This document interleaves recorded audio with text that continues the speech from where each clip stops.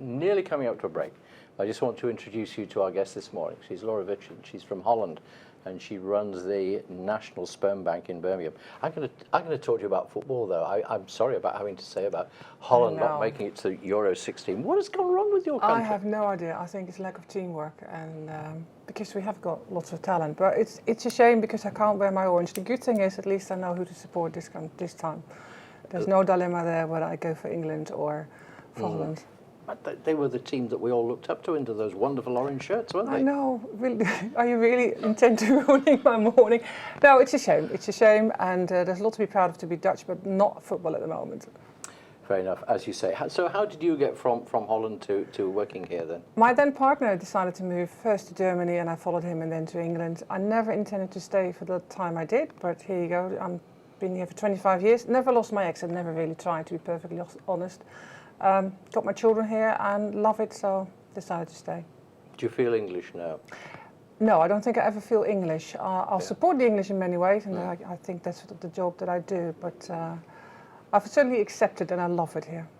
Just in a sentence, are attitudes towards things like a national sperm bank different in Holland to here? They are different. It's a sensitive subject to talk about at the best of times, and for English people who do tend to shy away from sexual related issues, although it isn't. But I like a challenge. We will talk some more, and I promise not to mention the football team again. Thanks. I suppose when you say that to people, there's a smile or a yeah, reaction. it must be one of the most embarrassing jobs a teenage mother can have. What do you do for a living? But you know what, it's needed. There are too many patients in the UK who can't have children without a sperm donor, and there's a shortage and something needs to be done. And we've been working in this field for quite a long time now, and it seemed like the obvious approach, and that's why it's there. But yeah, it does get the occasional sniggers. Is that something peculiarly British to snigger about it? I suppose so. I mean, it is a sensitive subject. It does involve an action which most people associate, well, it is a sexual act, and therefore people respond the way they do. But I do think that in most cases, once you get over the 3 seconds of embarrassment, you do actually get to really good, insightful discussions, and people realize what it is all about. But that's one of the things we need to do, get them to the point where they realize what it is, rather than focus on the process. I can't imagine that they would react in the same way in Holland, for instance. Possibly not. There is a different approach to it. I mean, something like page 3, although it doesn't exist anymore, something you would never have that in Holland anyway. There's a much more open approach to anything sexual. That makes it easier in some cases to deal with, but at the same time, the Dutch have a shortage of sperm donors as well. So being open to talk about it doesn't necessarily solve the problem. Because the figure I remember reading, if I read it correctly, was that in a year there'd only been 9 donors. Is that right? You read the figure correctly, but it's not what it seems. What we set out to do with the Department of Health is proof of concept. We said for £77,000 we will prove that we can run an organisation together with Birmingham Women's Hospital, which is an established bank already, to have equal access for all patients.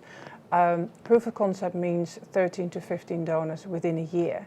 So to have 9 after half a year is actually pretty much on target. Now I think what people need to realise, 9 donors is not going to solve the national crisis, but we never said that was what we were going to do. And 9 donors is about 180 treatments, and it takes about 1,000 guys to pick up the phone and inquire to get to 9 donors. It's a very long, convoluted, complex process. So it's not just a matter that only 9 guys found themselves inspired to do something like this. Do you think enough people know that it's there? No, I think and that's why I'm so grateful being here. I think the majority of people are not aware that they can make such a big difference. And that's one of the reasons why we keep campaigning. It's not a matter of hearing something like this and picking up the phone straight away. We need to repeat messaging. We need to remind people this is something we can do by radio campaigns, by being on television, by advertorials. And eventually the penny will drop. So if the word needs to get out there, that's half of the issue. But the other half, presumably, is as you said, it is a difficult process. Why is it so difficult? It needs to be rigorously tested. It's difficult because for about 80 to 90% of the men, the quality of sperm is actually not good enough. It may be good enough for their own fertility, for fresh, but the sperm for the bank needs to be frozen, and it's the thawing process that kills it. Also, and this is another issue which a lot of men don't realize, it's not a matter of going into the clinic once and do your thing. You actually have to commit to going about twice a week, 3 to 4 months, and then followed by a blood test. So the whole commitment, the whole process takes about 6 to 9 months, and that's a large chunk of your life. So it is difficult. It is complex for a reason. We need to make sure it's safe. We need to make sure the right guys are committed to it, and we need to make sure that the children who come out of this, who grow into human beings, are as healthy as they can possibly be. Is it a race issue? I mean, do you have, are there certain races that just never seem to come, and you obviously need them to? There is something attached to that. It's one of the reasons why we decided to go for Birmingham is because it's got such a wide ethnic population. And there are many South Asian patients across the UK, and of course there are many South Asian people in this area. But it is true that some communities respond differently to it than others. For instance, South Asian, we need to be much more community-driven rather than a general campaign. We were talking about the process of getting people involved. So I suppose, I mean, you have to do health checks and all sorts of things with them, don't you? Absolutely. We make sure that we have the medical records for the GP. They need to approve to that. There's a blood test that will ascertain whether they're healthy, free from the usual STDs and some variety of illnesses, which you can only pick up by a blood test. There is a psychological test, or it's counselling to make sure that they know what they're doing. Not just at the moment, but actually because they need to commit to being open to the donor offspring by the time they turn 18. So they need to know the long-term implications. So we're talking really special guys here. Because of I mean, there was at one time anonymity, but that's not the case, is it now? No, the donor needs to be known to the offspring by the time the donor offspring is 18 years. That's not to say that they will always ask. In fact, it's not to say that they will always know. And it's also not to say that they want to look out for the donor, but he or she, because it applies to egg donors as well, needs to be open for that. What sort of age group are we talking about? I mean, presumably the younger and fitter and healthier, the better? Between 18 and 40, that's the ideal age. What we do see is that the average donor is between 25 and 32, roughly. Typically men who already thought about having a family or do have a family, so can imagine what their life would be like without children and wouldn't want anybody to go through the same. I'm sure there are 18 or 19-year-old men who would be perfectly good health-wise to be a donor, but it's a big commitment for long run, so they will make sure that they know what they're doing. When you say the sort of the psychological test, when you get to that point, do you ever sort of, do their eyes cloud over and they think, maybe this isn't what I thought? For some it is, and that's why exactly these tests are necessary, because even if you mean well at the time, you need to realize this is something for the rest of your life as well. That's not to say that there is a financial or legal or obligation towards the donor offspring, but they do want to know who you are, and they may have questions. And some men think, actually, you know what, that's too much for me, and that's fine too. We're not trying to encourage men to do something that they will regret later on in life. Yeah, I presume then there is quite a waiting list. Is there are a lot of people who are looking for this support? There are too many people indeed looking for it. Now, if you're lucky and you live in London or in Manchester, then there's not so much of a waiting list, but that's exactly why there is a national bank. It is to have equal access for patients who end up on a waiting list or have to use sperm from either the US or Denmark, or worst is when they go use internet groups and just hook up with a donor in hotels and in bars, and it's quite horrific. That actually happens, does it? It does happen, and at some point you can understand it, because people say, well, especially same-sex couples and single women say, I'm not a patient, I just miss an element, I need that. The problem is that man is legally the father of the child, and you have no idea health-wise and psychological-wise what you're letting yourself into. It's a frightening thought. I mean, that is one aspect of the internet that is not a plus, isn't it? The fact that people can do this. Yeah, and there's no way we can control it either. It's ultimately, you could look at it as a dating site with some sort of benefits, and you can't regulate dating sites either.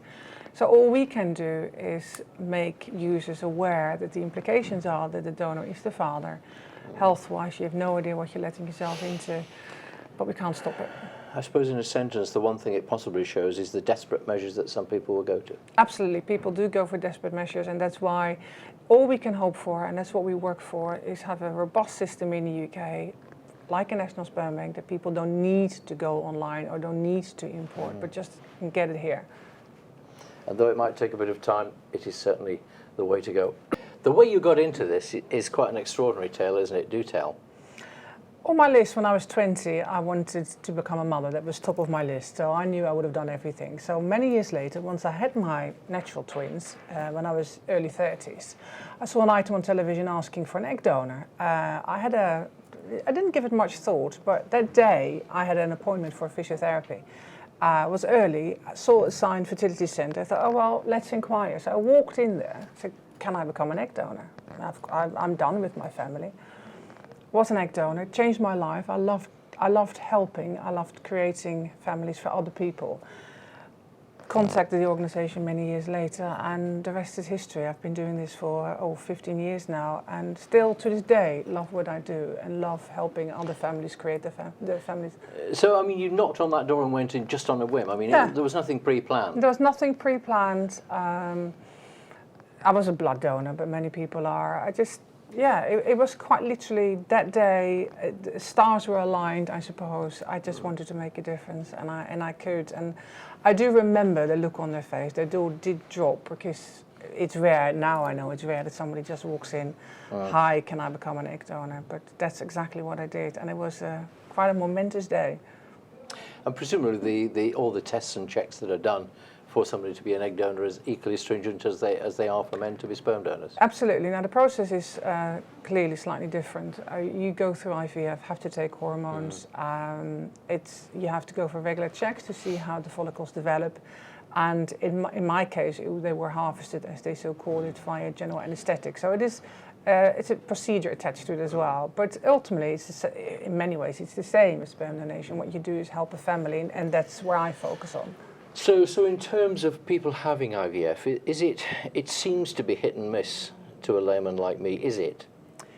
You're absolutely right. I mean, I don't like using the word success rates even in IVF, because it's actually, in actual fact, it is about 25% per cycle at best, which means that it's not a matter of going into a hospital once you are infertile. Or people say, well, we can always do IVF when they're older. Well, actually, whilst that is an option, it's by no means foolproof, and people do need to realise that. And it's pretty costly as well, isn't it? Yes, there are differences in price, but it can set you back between £5,000 and £9,000 per cycle. And there are people, unlike in any other part of medicine, who will remortgage their house, ask the family to chip in, because they will spend hundreds of thousands of pounds just having their family. And no guarantee that it's going to work at the end of it. And no guarantee. And that's one of the reasons why those who can help, if they are that way inclined, should help. So, you are based at the QE Centre in Birmingham? Yeah, yes? the National Sperm Bank is at the Birmingham Women's Hospital, the QE Centre, easily accessible.